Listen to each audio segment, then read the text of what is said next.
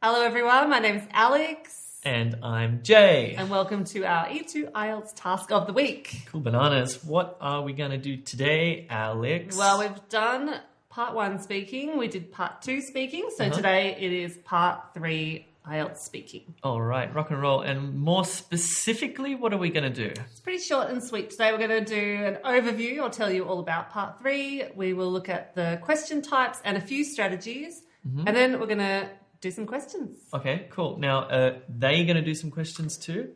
Yeah. We're going to do some? Me, and you. Ha ha ha ha. Very good. All right, cool bananas. Let's get started and look at IELTS speaking part 3. So, what happens in part 3 of this test? Well, this generally takes 4 to 5 minutes. And you remember you've done a part 2 by this stage, a 2-minute talk. And the questions in part 3 are connected to that part 2 talk. Okay. I remember that I spoke about a movie that I enjoyed. I reckon I talked about Shawshank Redemption and Free Solo. So they're going to ask me lots of questions about Free Solo, who was the main actor. No. These questions now are less about you and they become more abstract and broader and a bit deeper. So they're not going to ask you about the director or the actors. They're going to ask you maybe about the movie industry or about celebrities or about the arts. Like, do you think the government should invest more in the arts? Something like that. Okay, so it becomes quite sort of philosophical, doesn't it? Yeah, it can do. Right. And in this part of the test also, the examiner can go off script. So part 1 and 2, they're very closely following a script. And in part 3, they're free to adjust the questions, add questions, take questions out. So if you're a really strong candidate, they're going to ask you some really challenging questions. I remember when I did one of the IELTS tests I did, the examiner, my task card was about happiness, and she actually was looking for this particular task card and goes, oh, I do this one. And then she asked me all these like really abstract, interesting questions about the nature of happiness and stuff. Yeah, that's exactly how it works. So if you were not such a strong candidate, those questions would be a little bit simpler, like what things make children happy, for instance, something like that. Okay, so they can increase and decrease the difficulty according to who they're speaking to. Yeah. So it's quite flexible, much more flexible than part 1 and part 2. Okay. More of a discussion. Cool. All right. So what are the types of questions that they're going to ask us? Lots of them, but a few that spring to mind. They'll ask you your opinion. For example, how important is job satisfaction? Or do you think children today are more badly behaved than those in the past? They might ask you to compare something. Okay. So things like, do young people and older people prefer different types of art? Do men and women have different attitudes to money?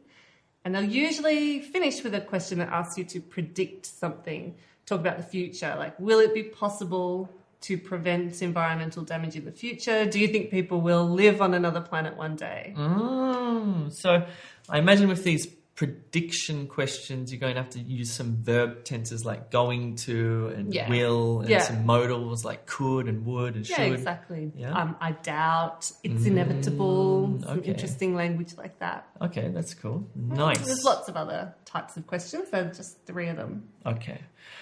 All right, so I believe some of our wonderful YouTube subscribers had some questions and our E2 language students. Perhaps let's go through these. So, Alex, what if I don't know anything about the topic? For example, let's say the examiner says to me something like, okay, now I'm going to ask you a specific question about particle physics. The good news is they'll never ask you anything like that. They're not going to ask you about... trivia type things. Who's the president of blah, blah land or anything specific about maths, thank goodness, or physics. All of the questions are about things that you know about. You don't need specialist knowledge. So we do hear this a lot. What if I don't know about the question? And same for writing. But you do know about the question and you can always answer, even if you say, I don't know anything about that actually, but... That's still language. That is what the test is. It really doesn't matter how much you know or don't know about a particular issue. Okay. It feels to me that with these types of questions they ask you in part 3 that you can have quite simple answers or you can have very complex answers. It's sort of up to you. Yeah. Because I remember one of them was about advertising. I think the thing I spoke about was a product or something. And then the part 3 questions are about, how do you feel about advertising and what are the implications of advertising? So I could have answered quite simply, or as I tried to do, and as you should do, is try to answer in a more sophisticated way. Yeah, and you'll probably end up doing a combination. So they might have started by asking, what are some ways that advertisers attract customers? So then you're sort of listing things, billboards, and they use jingles and gimmicks and blah, blah, blah. And then it can become a bit more abstract, a bit more about the motivation of consumers or the impact of consumerism, those type of things. Okay. So you'll probably do a mixture of things. Okay, cool. But I'll broadly know about all the topics. Yes. Great. Okay, another question. What if I don't understand the question? As in, I don't understand what the IELTS examiner said to me. Yeah, that's totally fine as well. And same in part 1, you might just not catch what they said, or perhaps you don't know a word. And the good thing about IELTS with an actual person is you can ask them and they don't penalise you for it. You're not going to lose points for that. It's in your best interest. If you didn't really understand, you could just say, could you ask that again? Or, I'm sorry, I'm not quite sure what you mean. Or, did you say whatever the word is? And they'll just reword it. They'll say it in another way. Okay. Even in part 1, they can give you a little bit of help. Right. Without going off script too much. Okay, that's good to know. What if the examiner interrupts me? What does that mean? Clearly that means something's gone wrong, right? No, we get this quite a bit. People freak out when the examiner interrupts because you're not expecting it and you might feel like it's rude or that, you've said something wrong. But there's generally 2 reasons why the examiner will interrupt you. One of them is about the timing. So the examiner has certain questions they want to ask you in this short space of time. Okay. So if you're going on too long, they might just cut you off because they want to hear you compare something or they want to hear you talk about the future. So it's not like you've said something wrong or they're sick of what you're talking about. Okay. They're just trying to get to the next thing. And the other reason, and this is particularly important in part 3, well, only relevant in part 3, if you're talking about yourself, so if I ask you about how do advertisers attract people, and you start telling me, well, I bought an iPhone because I saw an ad, and they might stop you then because part 3 is not about you. You should be talking broadly about the world. You've already talked about you, part 1, part 2. Okay. So they might just stop you and redirect the question. But don't panic. Yeah. It's not the end of the world. Yeah. They're just redirecting the exam. Okay. Cool. All right. No worries. That's good to know as well. It's fine. Am I allowed to and ah? Yeah, it's fine. It's very normal. It's normal. very natural. Yeah, it's natural. It becomes a problem when you hesitate between every word like this. And the best way to eliminate that is record yourself. Yeah. Or do a practice test with a teacher. Yeah. They'll show you. But a normal amount of hesitation is normal. Okay. Cool. A normal amount is normal. You know what I mean. Can I let me ask that.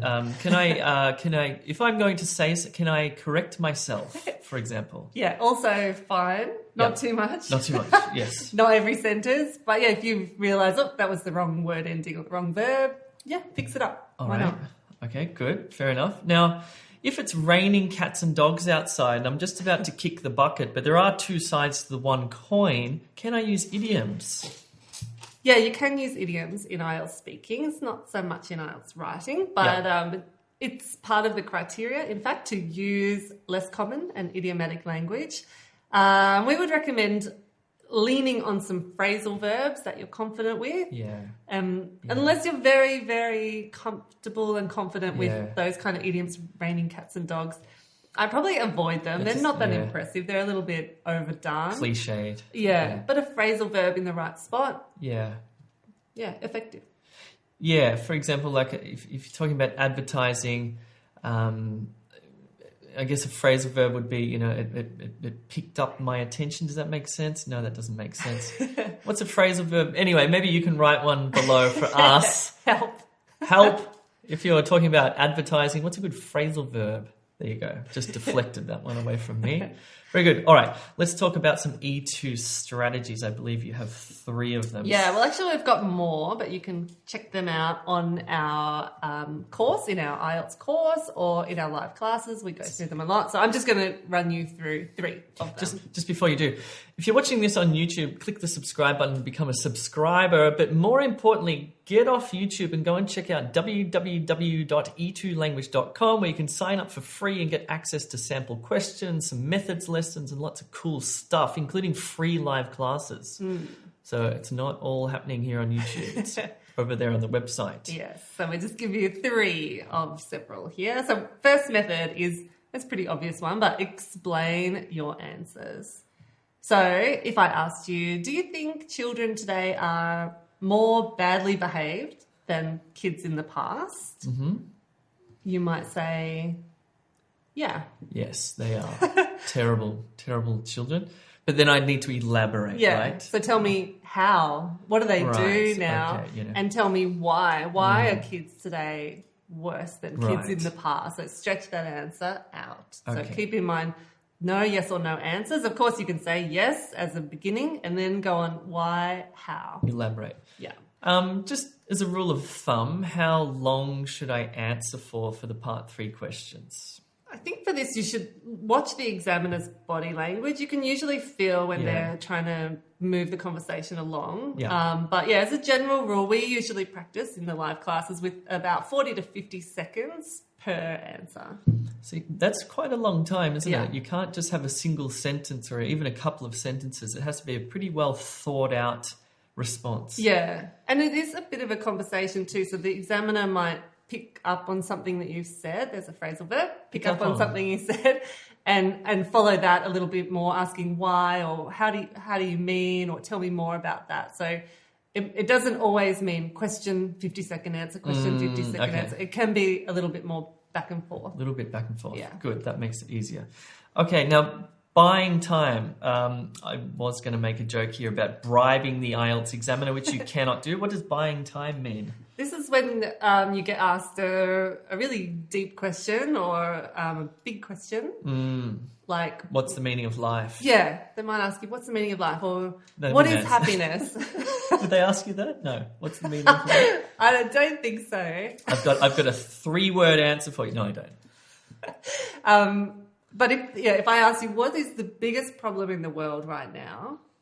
It's sort of weird if you answer immediately. The biggest problem in the world right now is it's sort of strange. Like, that's a really difficult question. I know there's some joke videos about how IELTS candidates overuse the expression. That's a difficult question. That's a big question. But it's natural. It's natural, yeah. And sometimes that is a difficult question. That is a big question. Rather than leave a silence where you're thinking and the examiner's wondering, are you all right? Did you understand? You can buy time by using hesitation devices. Things like, well, yeah, that's interesting, or I've never really thought about that, or let me think about that. I think, so just a little bit of filler, because English speakers hate silence. And in the English exam, silence can give the examiner the impression that you are searching for language. But if you're searching for ideas, that's fine. So you're just letting them know, I'm getting there. Just give me a second. Yeah. Okay, cool. All right. That's natural. That sounds good. Consider 2 views. What does this mean? This is also a strategy. If I ask you, let's say, about your opinion and you're not really sure yet, start telling me what other people think. So does advertising have a negative effect on children? I would start by saying, well, a lot of people say that and they seem to think that, blah, blah, blah. And eventually I'll say, personally, I agree with them, or personally, I tend to feel that something different. Yeah. Okay. So talk about what other people think, versus what I think, or what people thought in the past versus what people think now. Yep. So it's just a way of contrasting and stretching out your answer. Cool. All right. Great. That makes a lot of sense. Shall we practice? Yeah. Okay. And I think I'm going to choose one of these. Is that right? Yeah. So we've put together some questions that you guys and our students have sent in from their speaking test. And yeah, it's all very well to talk about part 3, but let's do it. So Jay will ask me a question, I'll ask Jay a question, and we'll save some for you guys as well. Okay. Do you think the government should care about historical sites? The government? Well, I think that absolutely, yes, the government needs to care about historical sites. If the government didn't pay attention to those places and invest money, things that spring to mind would be like the pyramids in Egypt, for instance. If the government didn't take an interest in that, it falls to the people and to organisations, which do have a role to play. But ultimately, yeah, I think that the government has to protect their history. It's part of their culture. It should be part of their education system as well. And it makes sense to me that they invest heavily in that. Nice collocation there. Invest heavily. I like that. Cool. Okay. Nice work. Whew. It is stressful. Okay, Jay. Yes. Is it important to save water in your country? Well, it is very important in Australia to save water because we've been in a drought for like 400,000 years apparently. And I believe Australia is one of the driest continents on the planet, if not the driest continent. So I think water-saving measures like having a shower for just a minute or two and maybe even just stop showering, I wouldn't say that in the exam, is very important. Should I go on? No, because I would, as an examiner, I'd probably say, what are some other ways people could save water? So, right. Yeah, the examiner's always there to keep. Let's keep going then. I think people should stop washing their cars. For example, we tend to use a lot of water washing our cars, and it just seems like an absolute waste, and that water just goes straight down the drain. I also think we should be capturing water off our roofs of our houses. There you go. I wouldn't do that in the exam either. One more? All right, let's keep going. This is fun. Are social media apps spreading fake news? Oh. Are social media... Yeah. I think that fake news is being spread by a lot of sources, and social media, yeah, they are definitely contributing to this. Something like Facebook, for instance, has been embroiled in quite a big controversy relating to the US election, where it was discovered that there were stories being shared on that platform that may not have had a basis in reality. And that's just one example of many. I think this is due to the fact that social media platforms, they're not really governed by the rules that a traditional media outlet is. So there's nobody verifying their facts. It doesn't go through an editor. I can post whatever I want. And if it's interesting enough, my friends will share it. And in that way, fake news can be proliferated throughout the world. Proliferated, yes. And it was a precise use as well. Good. Let's do one more. I want to do one more. I like this. Show me your best. Let's see. Not looking. I'll do it seriously this time. No jokes. All right. Do you think children should be allowed to make their own decisions? Whoa, that's an interesting question. I think some kids are mature enough to make their own decisions, and that may be at a very young age. Other children, on the other hand, tend to mature a bit later, so perhaps decisions should be made for them. I think the decisions could be made by parents or teachers, but ultimately it depends on what the decision is about. If it's just a trivial thing, like a very small thing, then sure, let the child decide for himself or herself. But if it's a large thing like where they're going to go to school or if they're going to get a job or when they're going to get their license, for example, I think those bigger decisions should be made with another person. Okay. That was okay. No jokes. That was great. Well done.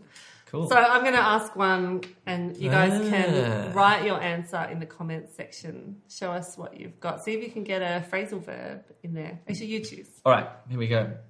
People at home. What types of advertisements are more powerful? The ones on TV or the ones in newspapers? Tick tock, tick tock. That's a difficult question. You can pause the video, maybe write a nice comment below. I'll ask the question again just in case you missed it. What's that, examiner? You didn't hear me? What types of advertisements are more powerful? The ones on TV or the ones in newspapers? All right. Well, hopefully that showed you it's possible to answer any question. Yeah, true.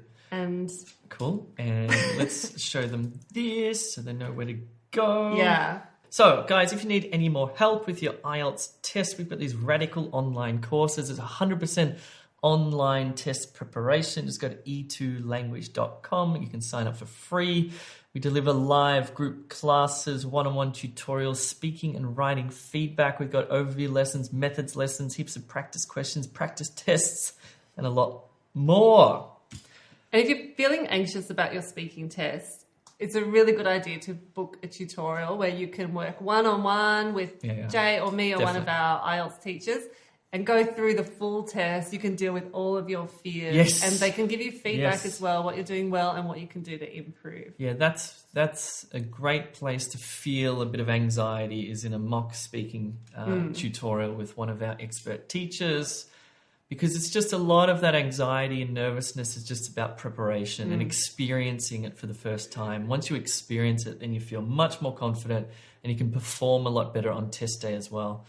And the good news is you just have to open up your laptop, book your tutorial.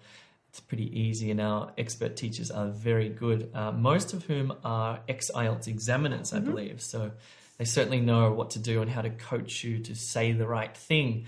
See you soon. Bye.